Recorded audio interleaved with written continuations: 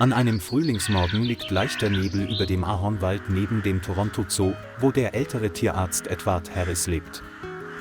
Er ging nach über 40 Jahren der Hirschpflege in den Ruhestand, doch seine Liebe zur Natur ließ nie nach. In einer kleinen Hütte am Waldrand ist sein einziger enger Freund sein treuer schwarzer Labrador namens Cooper. Jeden Morgen macht Edward Kaffee, öffnet das alte Notizbuch und setzt sich auf die Veranda, während Cooper seinen Kopf auf seinem Schoß ablegt. Ihr Leben ist friedlich und einfach, nur das Geräusch des Windes, der durch die Bäume weht, und das goldene Sonnenlicht, das durch die Blätter scheint, sind zu hören. Er ahnte nicht, dass diese Ruhe eines Morgens sehr bald durch ein Wunder ersetzt werden würde.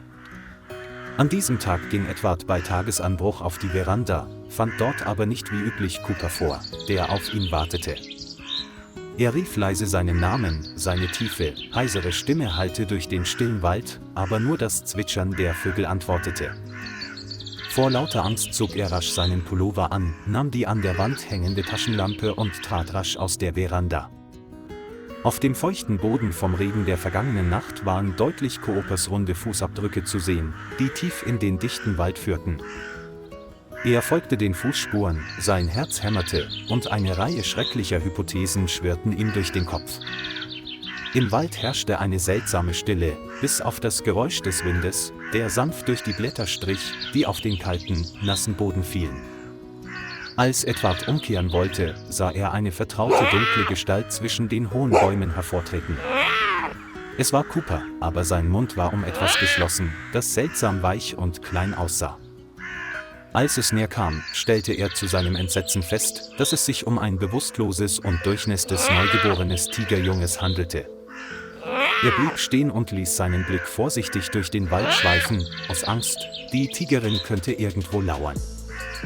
Als er keine Spur von dem erwachsenen Tiger fand, flüsterte er: »Cooper, leg ihn hin, sei vorsichtig, mein Sohn.« Cooper ließ das Junge vorsichtig auf die verrottenden Blätter sinken, seine braunen Augen glänzten vor Sorge und Vertrauen.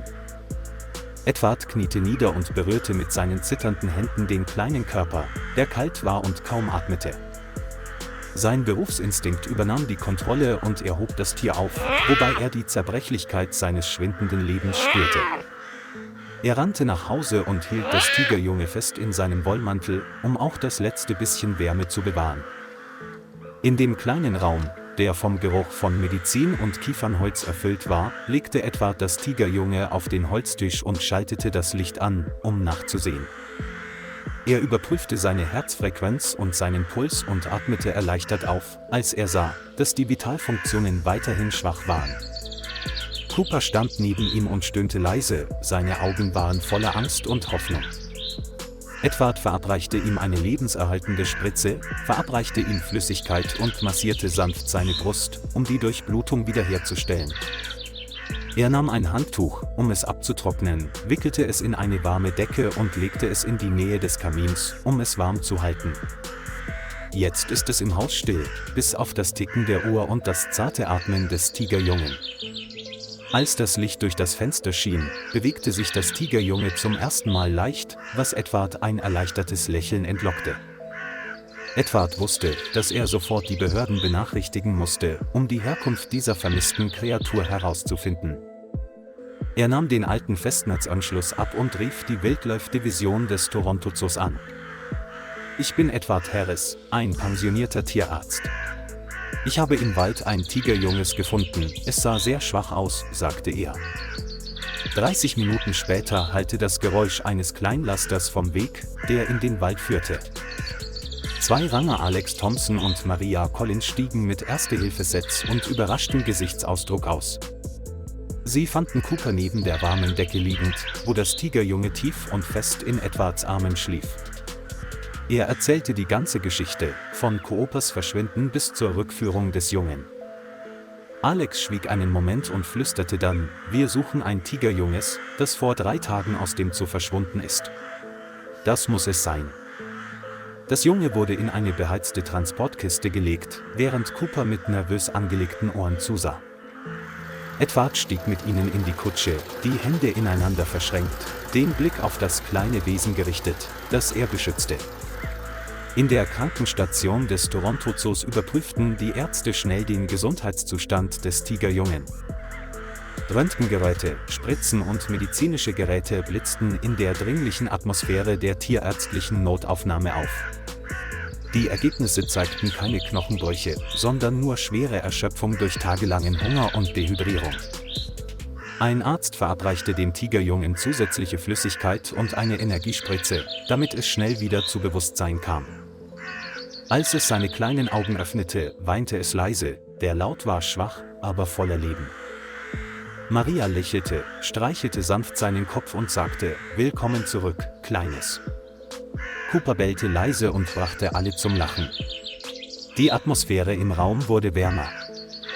Edward stand neben ihm, die Augen voller Tränen, seine Hand lag auf Coopers Schulter, als würde er seinem Freund dafür danken, dass er ein Wunder vollbracht hatte.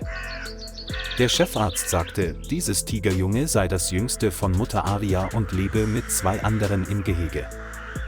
Die Nachricht verbreitete sich schnell und bereitete den Boden für ein emotionales Wiedersehen im größten Tigerkäfig des Zoos. Als sich die Käfigtür öffnete, stieß Aria die Tigermutter ein leises Brüllen aus, das von Zittern und Sehnsucht erfüllt war. Das Tigerjunge wurde ins Gras gelegt, taumelte ein paar Schritte, bevor es den Kopf hob und sich nach seiner Mutter umsah. Im Bruchteil einer Sekunde stürzte Aria nach vorne, beschnupperte ihr Kind überall und rieb ihre Wangen, wobei sie ein tiefes, liebevolles Geräusch machte. Auch die beiden Tiger kamen herüber und leckten ihrem jüngsten Bruder liebevoll den Kopf, als wollten sie ihn willkommen heißen. Das Brüllen hallte durch das ganze Heiligtum, der Klang der Wiedervereinigung nach Tagen des Verlusts. Edward stand außerhalb des Zauns, sein Herz war voller Emotionen und schlichtem Glück.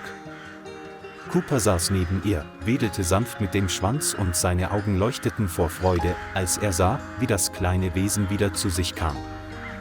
Maria hielt diesen Moment fest und machte ein Foto der Liebe zwischen Mensch, Hund und Tiger, das unter den Mitarbeitern des Zoos verbreitet wurde. Alex sagte leise, nicht jeder hat die Gelegenheit, einen so heiligen Moment mitzuerleben.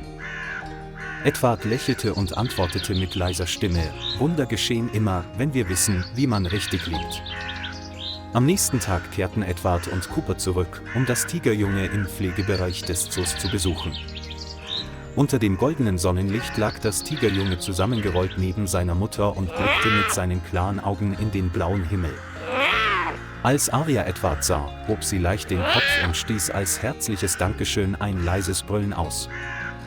Cooper saß ruhig außerhalb des Zauns, beobachtete die Tigerfamilie und bellte leise, als wolle er sich verabschieden. Edward beugte sich hinunter, streichelte Coopers Kopf und flüsterte, wir haben das Richtige getan, mein treuer Freund. Auf dem Rückweg bedeckten abgefallene gelbe Ahornblätter den Pfad, und Licht glitzerte zwischen den stillen Baumkronen des Waldes. In seinem Herzen war eine kleine Geschichte zu Ende gegangen, eine Geschichte über Mitgefühl und die Verbundenheit zwischen den Arten.